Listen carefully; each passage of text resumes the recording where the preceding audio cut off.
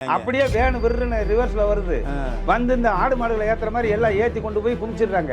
வீரன் சரக்கு, அதாவது தமிழ்நாட்டுல போர் வீரர்களை உருவாக்கியவர் காமராஜர், பார் வீரர்களை உருவாக்கியது. அதனால அவங்க பாரு முடிச்சுட்டீங்களா 5 வருஷம் அக்ரிமெண்ட் போட்டு ஏங்க பைத்தியக்காரனை எதிர்ப்பு தெரிவிக்க. பொறுமையா பேசு, ரொம்ப உணர்ச்சி வசப்படாதீங்க, பொறுமையா பேசுங்க. காவல் அதுல ஒரு வீரன் சரக்கு ஏன் வந்ததுன்னா, இல்ல இப்ப டாஸ்மாக் கடையை திறந்தாலும் நிக்க முடியலையே.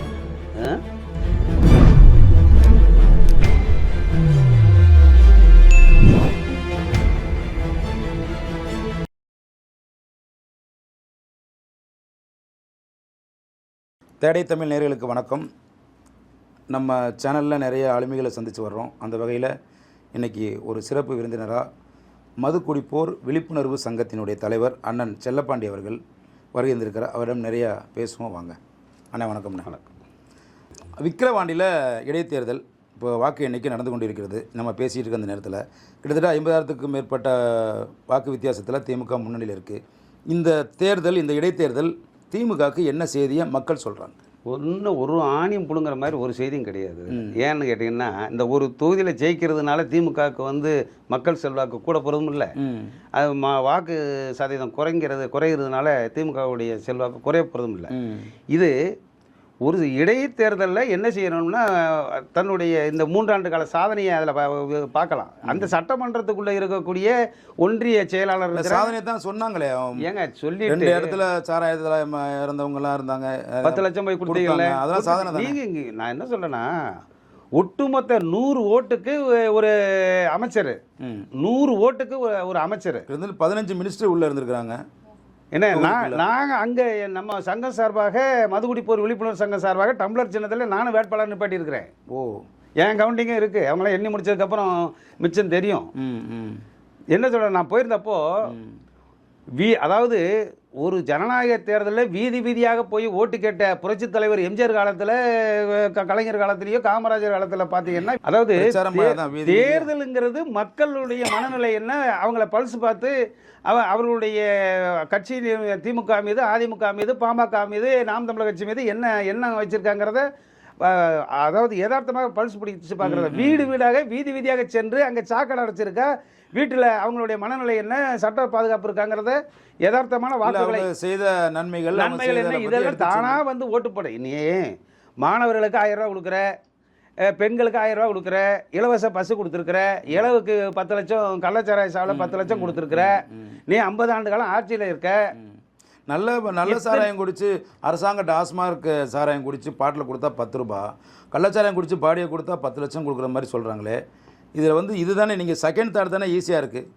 அதுதான், அதாவது இந்த கொடுமையில பேசுகிறேன். நம்ம இப்போ விக்கிரவாண்டி தேர்தல் இப்போ ரிசல்ட்டை பற்றி பேசிகிட்டு இருக்கோம்.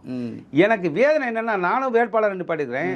வீதி வீதியாக போய் அரசியல் கட்சிகள் போய் ஓட்டு கேட்குற காலம் போய் இப்போ வீதியில் இருக்கிற, வீட்டில் இருக்கிறவங்க எல்லாரையும் கூட்டு வந்து அங்கே விளையாட்டு மைதானத்தில் எல்லாத்தையும் ஆட்டு மந்தைகள் போட்டு அடைச்சி வச்சு, விளையாட்டு மைதானத்தில் ஆட்டு மந்தை மாதிரி அடைச்சி வச்சுட்டு, காலையில் அவங்களுக்கு சாப்பாடு டிஃபன் எல்லாம் கொடுத்து, மதியம் கொடுத்து, மதியத்துக்கு வீட்டுக்கு போயிட்டு ஒரு தூக்கம் போட்டு வாங்கன்னு சொல்லி 4 மணிக்கு உட்கார வச்சு அவங்களுக்கு நைட்டு 8 மணிக்கு அனுப்பிடுறாங்க.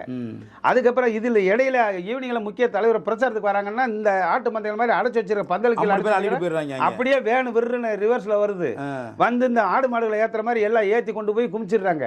இதுல 50,000 ஓட்டு வித்தியாச தலைவர் ஜெயிச்சுட்டாங்கன்னா, இவங்க மாறுத டிக்கெட் வந்து இப்போ இது வந்து இது மிகப்பெரிய கேவலமான வாக்குக்கு கிட்டத்தட்ட 15,000 ரூபாய் கொடுக்கிறதா சொல்றாங்க. நிச்சயமாக அதை நான் கண்கூட நாங்கள் ஈரோடு தேர்தலில் நாங்கள் வேட்பாளர் நிப்பாட்டி இருந்தோம்.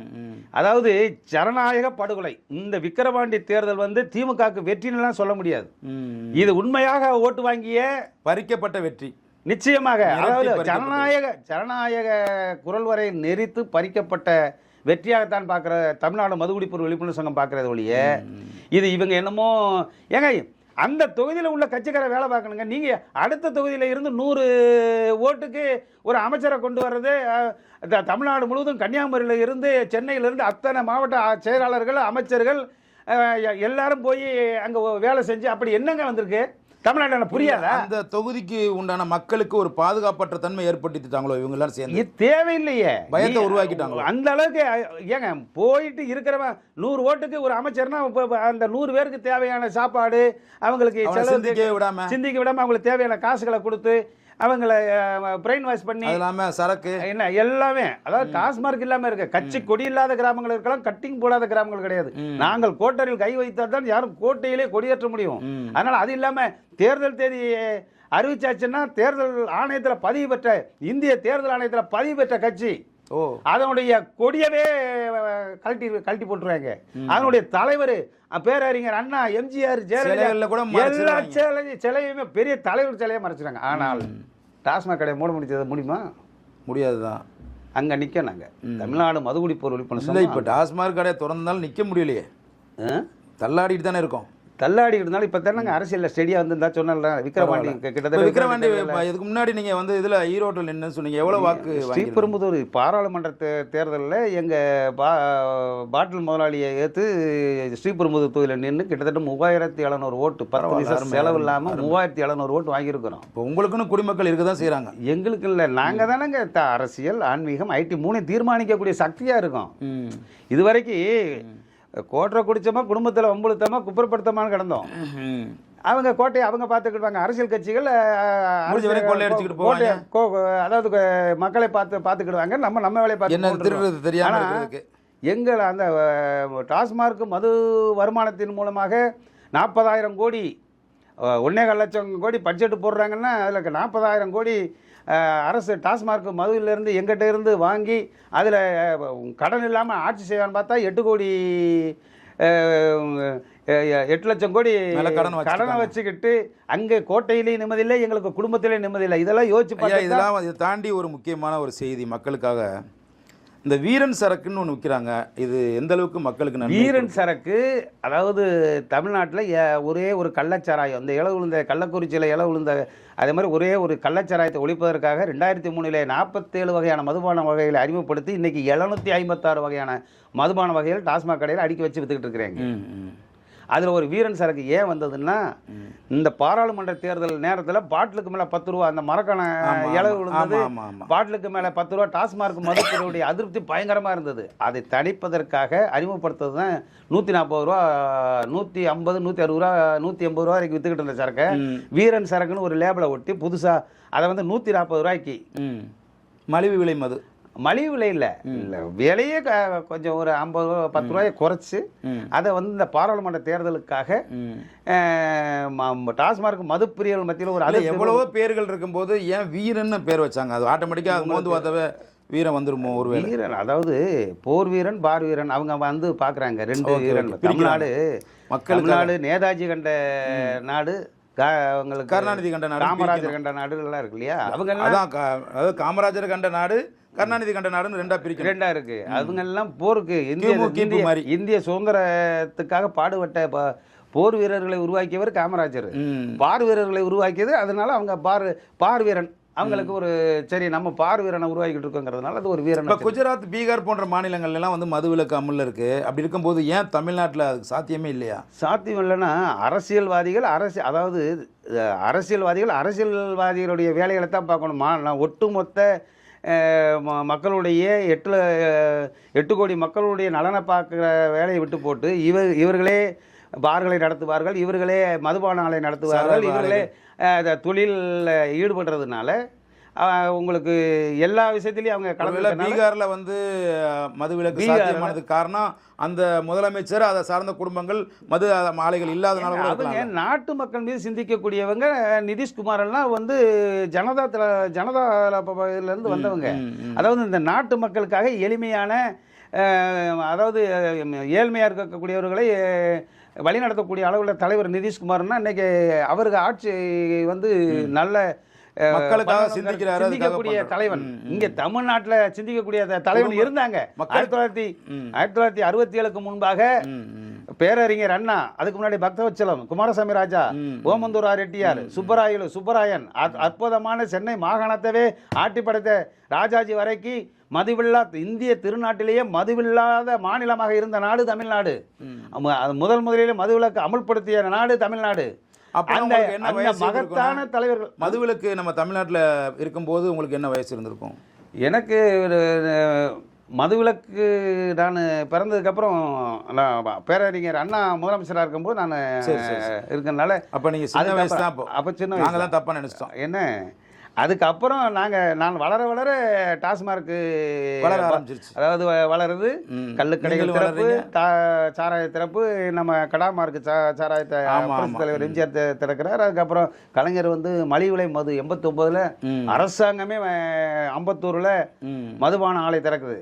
அரசாங்கமே ஆலையே திறந்து மலிவு விலை பாக்கெட் சாராயம் வந்து இப்போ 60 ரூபாய்க்கு குடிச்சிட்டு சேர்த்தாங்க. அதே மாதிரி பாக்கெட் சாராயத்துல அறிமுகப்படுத்தியவர் கலைஞர் கருணாநிதி அவர்கள். இல்லை, இப்போ அவர் பாதையிலே வரக்கூடிய அவருடைய மகன் திரு மு.க. ஸ்டாலின் அவர்கள் இப்போ அந்த பாக்கெட் சாராயமே பேசாமல் டைரெக்டாக கொடுத்துட்டா கொஞ்சம் இன்னும் மக்களுக்கு ஈஸியாக இருக்கும். அதுக்கு தமிழ்நாடு மதுகுடிப்போர் விழிப்புணர்வு சங்கம் 10 ஆண்டு காலமாக பல கோரிக்கைகளை வச்சுக்கிட்டு இருக்கிறோம். செவி சாய்க்கல இவங்க. நீங்கள் வந்து பாக்கெட் சாராயம் கொடுக்க தான் சொல்கிறீங்க ஏங்க. அதாவது தமிழ்நாட்டில் திராவிட கட்சிகள் உள்ளவரை டாஸ்மார்க் மதுக்கடைகள் அவங்க அந்த மது வாசனை இல்லாமல் அதை ஆட்சியை வந்து மாமன்றத்தில் நடத்த மாட்டாங்க, நடத்த முடியாது. அவர்களால் நடத்துறதுக்கு விரும்ப மாட்டார்கள். அது இருக்கின்ற வரை என்னென்னலாம் அந்த மலிவு விலை இப்போ டெட்ரா பேக் எங்கள் ஐயா மதுவிலக்குத்துறை அமைச்சர் முத்துசாமி அதாவது 180 ml தான் குடிக்கணும்னு கிடையாது. 90 கூட ஆரம்பிக்கலாம். ஒரு லார்ஜ் 245 ஒரு லார்ஜ் நீங்க சொன்ன மாதிரி 2 லார்ஜ் லார்ஜுக்கு ஒரு 45 தானே 45 அந்த ரேஞ்சில் கொடுக்கலாம். ஏங்க நமக்கு தேவை இப்படி கஜனாக்கு தேவை காசு. கடையை திறந்துட்டேன் காசுக்கு வீசியா கிடக்கு. டாஸ்மாக்னா என்ன? அது ஒரு வாணிப கழகம். அதாவது பொருளை வாங்கி விற்கிறது. ஒரு கவுண்டர்ல அந்த 150 நேற்றுனா 150 ரூபாய் பாட்டுக்கு மேலே 50 ரூபாய் ஏற்றுனா அந்த 180 ml தான் கொடுக்கணுமா? ஏன் பக்கத்துல பாட்டை கொஞ்சம் உடச்சி ஊத்தேன், தப்பு கிடையாது. வெளி மாநிலங்கள்லாம் அந்த கட்டிங் தனியாக ஊற்றுறாங்க, ஊற்றி கொடுக்குறாங்க. இப்போ பாண்டிச்சேரியில் கொடுக்குறாங்க. ஹைதராபாத்தில் இப்போ அதெல்லாம் தாண்டி லைன் பைப் லைன்லேயே வருது. சரி, இப்போ பைப் லைனில் அத்தனை லைனாக இருக்கும். நீங்கள் டம்ளரை வச்சுட்டு அங்கே உங்களுக்கு என்ன சரக்கு லைனாக இருக்கும். அது இல்லை இப்போ வந்துக்கிட்டு இருக்கு, அட்வான்ஸாக போய்கிட்டு இருக்கிறாங்க. அப்போ இதை விட இன்னும் பெஸ்ட்டாக அமேசான் இந்த மாதிரி போன்றது எல்லாமே டெலிவரி வீட்டு டெலிவரியே கொடுத்துடலாம்ல.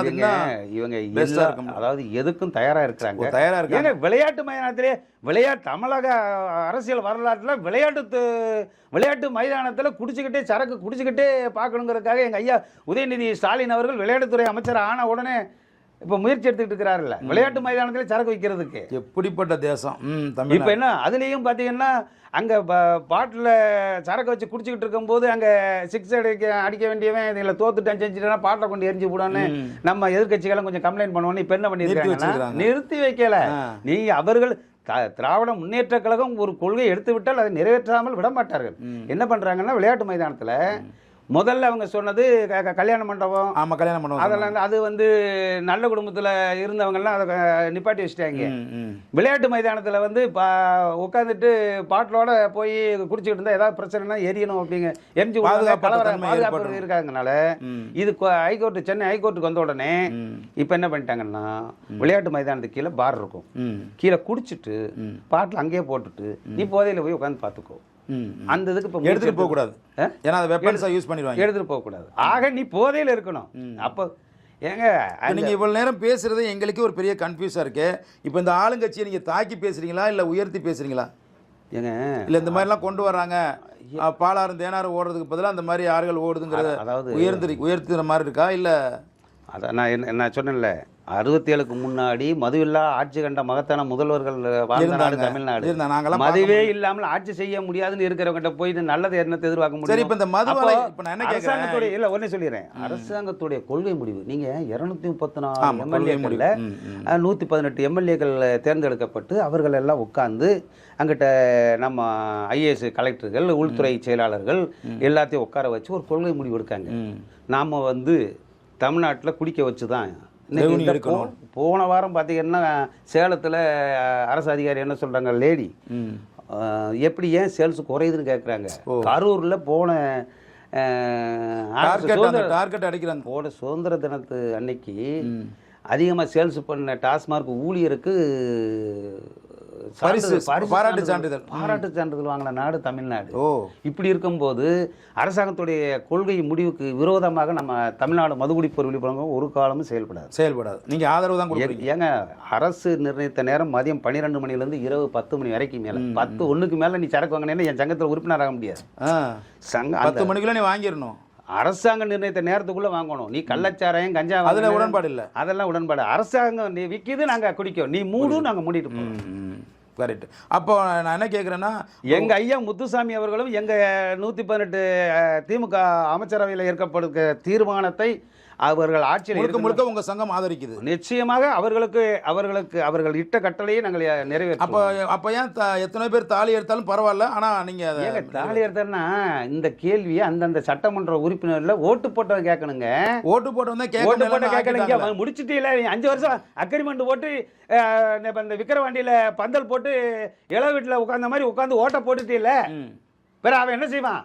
கொடுத்த காசுக்கு வந்து இங்க கொள்கை முடிவுல வந்து எடுத்துட்டு உங்களுடைய சங்கம் இந்த மாதிரியான விஷயங்களுக்கு நாங்க எதிர்ப்பா இருப்போம்னு சொன்னா அது நியாயம். பைத்தியக்காரனை எதிர்ப்பு தெரிவிக்க ஐயா உண்ணாமலை கடையில டாஸ்மாக் கடையை மூடணும்னு 2016 மக்கள் நல கூட்டணி விஜயகாந்த், வைகோ, திருமாவளவன், கம்யூனிஸ்ட், காங்கிரஸ் எல்லாம் சேர்ந்து கூட்டணி வச்சாங்களே, என்னாச்சு?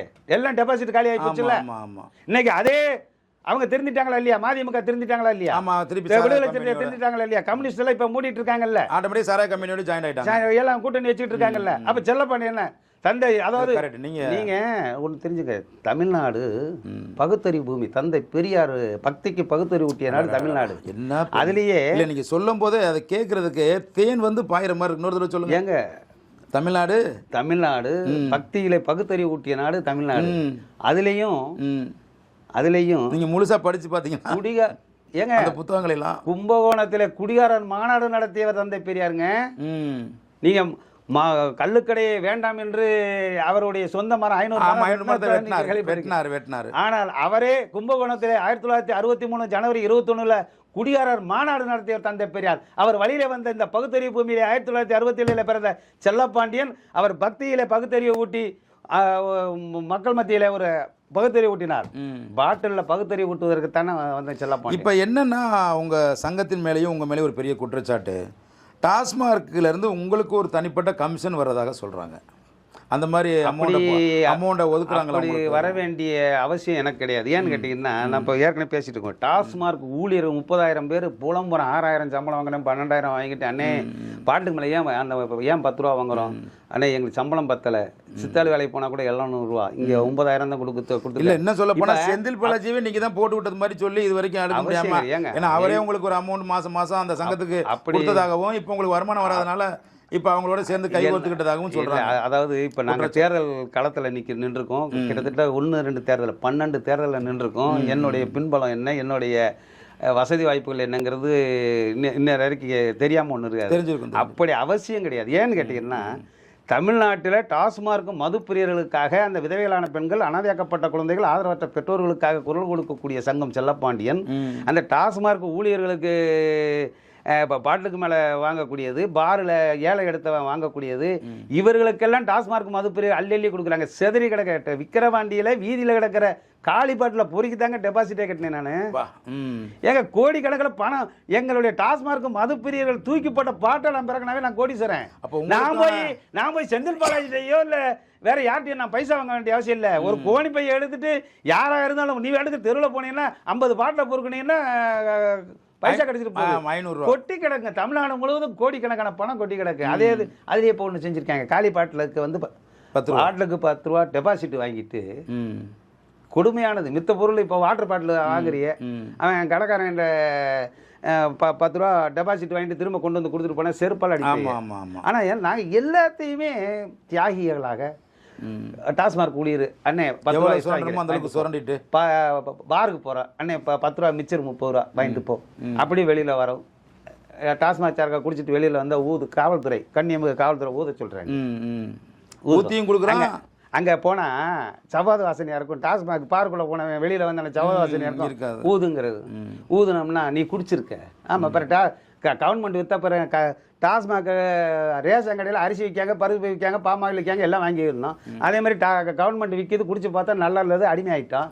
அதை ஊதுன்னு சொன்னால் என்ன சவாத வாசனையாக இருக்கும்? இல்லை உடனே ஊதுறதுங்கிறதுக்காக முக்கியம் இல்லை, அந்த உடம்புக்குள்ளே இவ்வளோ ஆளுகளை தான் கண்டென்ட் இருக்கணுங்கிறது தான், அதுக்காக தான் ஊத சொல்றாங்க. அந்த மிஷின்ல அதிகமா இருந்தா விபத்துகள் அதிகமா நேரிடும். அதுக்கு தானங்க தமிழ்நாடு மதுகுடிப்போர் விழிப்புணர்வு சங்கம் என்ன சொல்றாங்க, ஒரு பேரடைஸ் சிட்டியை வையா, சென்னை மாநகரில் கோயில் பக்கத்துல பள்ளிக்கூடம் பக்கத்தில், ரயில்வே ஸ்டேஷன் பக்கத்தில், முக்கியமாக மக்கள் கூடிய இடத்துல வைக்காத ஒதுக்குப்புறமாக ஒரு பேரடைஸ் சிட்டி, ஒரு மெரினா பீச் ஓரமாக நம்ம கோவாவில் இருக்கிற மாதிரி ஒரு கேஷினா கப்பலை கொண்டு வந்து நிப்பாட்டு, அதில் டாஸ்மார்க் மது பெரிய ஒரு பேரடைஸ் சிட்டி, எல்லாம் அனைத்து வசதிகள் கூடிய உல்லாச நகரம். சரி, அங்கே ஒரு டாக்டரை நியமிச்சு நீங்கள் சொன்னீங்களே, அதில் ஆள்கள் கூடுனது ஊத சொல்லிருக்கேன். ஏங்க ஒரு காவல்துறை எனக்கு பொறுமையாக பேசு, ரொம்ப உணர்ச்சி வசப்படாதீங்க, பொறுமையாக பேசுங்க. காவல்துறை கண்ணியமிகு டென்ஷன் ஆகுறீங்க.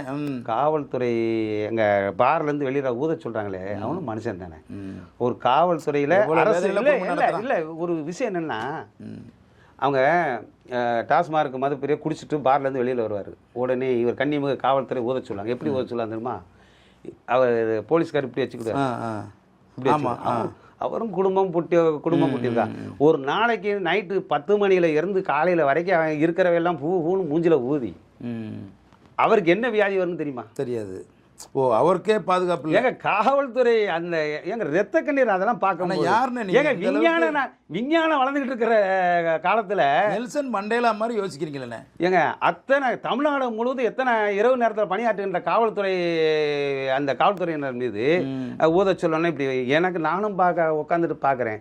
ஊதுன்னு அவங்க பல்லு விளக்குனானா குளிச்சா வயதுல என்ன நோய் இருக்கு என்ன இருக்கு, நான் எல்லா வியாதி வந்தவன், சயரோகம் வந்தவன், ஆஸ்மா வந்தவன் எல்லாம் குடிச்சு போட்டு ஊதுன்னு அந்த இதெல்லாம் வச்சுட்டு காலையில் டூட்டி முடிஞ்சு போய் பொண்டாட்டி அங்கே போயிட்டு கஞ்சி குடிக்க முடியுமாங்க? அப்போ காவல்துறைக்கே பாதுகாப்பு இல்லைங்கிறீங்க. ஏங்க அதுக்குத்தான் பேரடைஸ் சிட்டி நீங்கள் ஒரு டாக்டரை நியமிச்சு, ஐயா லோ ப்ரெஷர் இருக்கா, ஹை ப்ரெஷர் இருக்கா, தீவு திடல் சும்மா தான் எத்தனையோ இடங்கள் இருக்குங்க. எத்தனையோ இடத்த வளைச்சு போடுறீங்கல்ல, எதுக்கு வளைச்சு போடுறீங்கல்ல, அதில் ஒரு 10 ஏக்கரை வளைச்சு போட்டு குடும்பத்துக்கு வளைச்சு போகிறதுக்கும் நாட்டுக்கு வளைச்சு போகிறது வித்தியாசம் இருக்குல்ல. போட்டு அரசாங்கத்துக்கு வருமானம் தரது தானங்க வளைச்சு போட சொல்கிறேன். கரெக்ட், நீங்கள் சொல்லுங்கள். அது லோ ப்ரெஷர் இருக்கா, ஹை ப்ரெஷர் இருக்கா, ஐயா உனக்கு அப்போ போதையை போட்டு மட்டையானா அங்கேயே படுத்துக்குவான், வாந்தி எடுத்துக்குவான், எல்லா வசதியும் உருண்டு காலைல எழுந்துச்சு போயிடுவான். உங்கள் கையில் 150 ரூபா சரக்குல இருந்து 2000 ரூபா சரக்கு வரைக்கும் அங்கே இருக்கு. 756 வகையான சரக்கு இருக்கும். இங்கே செக் பண்ணிட்டு உள்ள அனுப்புறாருன்னா அங்கே ஸ்விம்மிங் பூல் இருக்கும், தியேட்டர் இருக்கும், எல்லாமே இருக்கும். நீ உன் பையில எவ்வளோ இருக்கும் டாக்டர் செக் பண்ணி அனுப்புவார். அங்கே போய் முடிச்சுட்டு எல்லாம் காலி என்ன வெளியில் வந்தேன்னா பஸ், பெண்களுக்கு ஒரு பிங்க் கலர் பஸ் விடுறாங்கல்ல, அது மாதிரி ஒரு பஸ் விட்டு எந்த ஏரியாக்குனாலும் ஏறிட்டு போயேன், உனக்கு கவர்மெண்ட்டுக்கு வருமானம் வந்துருது. இங்க இன்றைய இளைஞர்களுக்கு டாஸ்மார்க் ஸ்பெஷல் பஸ் அது வாட்டுக்கு சிட்டியில் வந்து போய் இறங்கிக்கோ. அதில் ஒரு இது சப்டைட்டில் போடணும், ஒன்லி ஓவர் ட்ரிங்க் மட்டும்தான்.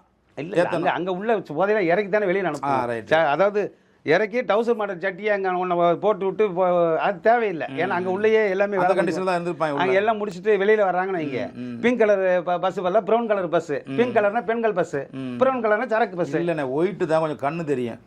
ப்ரௌன் கலர்னா போதில் அவங்க தடவு வாங்கி ஏறுறதுக்கு. அது உங்களை கமிட்டி மெம்பராக போடும்போது நீங்கள் பரிந்துரை செய்யுங்க, அதை நம்ம பார்க்கலாம். கொஞ்சம் ஒயிட்டு கொஞ்சம் எல்லோ அந்த மாதிரி கொஞ்சம் கலர் பறிக்கிற மாதிரி நல்லா இருக்கும், பண்ணிக்கிடுவோம். இப்போ இது பகுத்தறிவுங்க. பேசுகிறேன் தந்தை பெரியார் மண்ணிலை பிறந்த பேரன் செல்லப்பாண்டியன்.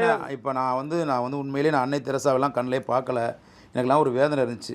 இந்த அன்னை செல்லப்பாண்டியன் மாதிரி ஆளுகளை பார்க்கும்போது அன்னை தெரசாவே ஆம்பளை அன்னை தெரசாவே பார்க்குற மாதிரி இருக்குது. இப்போ இவ்வளவு பேருக்காக நீங்கள் போராடுறீங்களே, நீங்கள் யாருண்ணே? அதான் சொன்னல, சாத்தூர் விருதுநகர் மாவட்டம், சாத்தூர் வந்து அந்த புயல் அங்கிருந்தா மையம் கொண்டு கிளம்பிங்க. அதுதாங்க மையமே, தமிழ்நாட்டுடைய அரசியலே மையம். திராவிட முன்னேற்ற கழக கட்சி பேர் வச்சதே சாத்தூர் மண்ணை சேர்ந்த பாலகிருஷ்ணன். ஆமா, திமுக என்ற பெயரை உதயசூரியன் சின்னம் இதுக்கெல்லாம் மூல காரணமாக சொல்லுவாங்க. ராபின்சன் பூங்காவிலே 5 பேர், அதெல்லாம் கிடையாது. பாலகிருஷ்ணன் வரலாறு எடுத்து பார்க்க சொல்லுங்க. அண்ணா அறிவாலயத்தில் புக் எடுத்து பாருங்க. சாத்தூர் பாலகிருஷ்ணன் திமுகவுடைய பங்கு என்னன்னு எடுத்து பார்க்க சொல்லுங்க. அப்ப சாத்தூர்ல ரெண்டு பேர் அங்க. அதுக்கு அடுத்தது இந்த தமிழ்நாட்டை வழிநடத்திய பெருந்தலைவர் காமராஜர் முதலாக வெற்றி பெற்ற தொகுதி சாத்தூர் தொகுதி. ஆமா ஆமா ஆமா. அதற்கு பின்னாலே தொழிற்சங்கம், இந்திய அளவில் INTC என்று சொல்லக்கூடிய தொழிற்சங்கம் காங்கிரஸ்ல உருவாக்கப்பட்டது. காந்தி வந்து 5 பேருக்கு பயிற்சி கொடுக்கிறாரு. தொழிற்சங்கம் உருவாவதற்கு அவர் வெளிநாடுகளில் அமெரிக்கா, லண்டன்ல அங்க படிச்சு எப்படி தொழிற்சங்கத்தை உருவாக்குங்கிறதுக்கு 5 பேர் பயிற்சி கொடுக்குறாரு. அதுல வந்து INTC ராமானுஜம் அவர்கள் பிறந்த பூமி சாத்தூர் தொகுதி. தொழிற்சங்கம், திராவிட முன்னேற்ற கழகம், கள்ளச்சாராய சாவுகள் அதிகமாக நடந்தது சாத்தூர் தொகுதி தான். அந்த மண்ணுல இருந்து ஒரு தூய்மையான ஆட்சியை உருவாயிருக்கு. தூய்மையான ஆட்சியை வழிகாட்டிய மண்ணும் சாத்தூர் மண்ணு தான். தொழிற்சங்கம் உருவாவதற்கான மண்ணும் அதுதான். திராவிட சரக்கு கொடுத்ததும் அதுதான். அதுவும் தான் திராவிட முன்னேற்ற கழகத்திற்கு வித்திட்ட மண்ணும் சாத்தூர் மண். அந்த மண்ணில் வந்திருக்க செல்லப்பாண்டி ஒரு ஒரு புரட்சி பூமியாக தான் அது இருந்திருக்கு. நிச்சயமாக இன்று வரை அது புரட்சி பூமி தான். பூமியாக இருந்திருக்கு. இப்போ நம்ம இப்போ வந்து இந்த குடிச்சிட்டு வெளியில் வந்த உடனே 10,000 ரூபா பிடுங்குறாங்க இல்லையா, அதை நீங்கள் கவர்மெண்ட்டை சொல்லி கொஞ்சம் அமௌண்ட்டை கம்மி பண்ணி ஒரு ஒரு 1000-2000 மாதிரி மாற்றினா இது அவங்க கொஞ்சம் மகிழ்ச்சியாக வீடு போய் சேருவாங்க. இது வந்து செய்ய வேண்டியது வந்து அண்ணாமலை தான் போய் செய்யும். அண்ணாமலையும் தமிழிசை சவுந்தரராஜன் வெட்டியங்கனுக்குள்ளே போய்கிட்டு, அதாவது இந்திய போக்குவரத்து சட்டத்துப்படி குடிச்சிட்டு வண்டி ஓட்டுனா 10,000 ரூபா ஃபைன் போட்டுருக்குறது வந்து மத்திய அரசு. எங்களுக்கு தேவை கஜானாக்கு நிதி இல்லைங்க, எங்களுக்கு வேற வழியில் நீங்கள் இந்த கேள்வியை கேட்டீங்கன்னா உடனே எங்கள் எல்லாருக்கும் விஷத்தை வாங்கி குடிச்சுட்டு மொத்தத்தையும் காலி பண்ணிட்டு போயிருங்க. அது கொஞ்சமாக செய்வேன்றீங்களோ?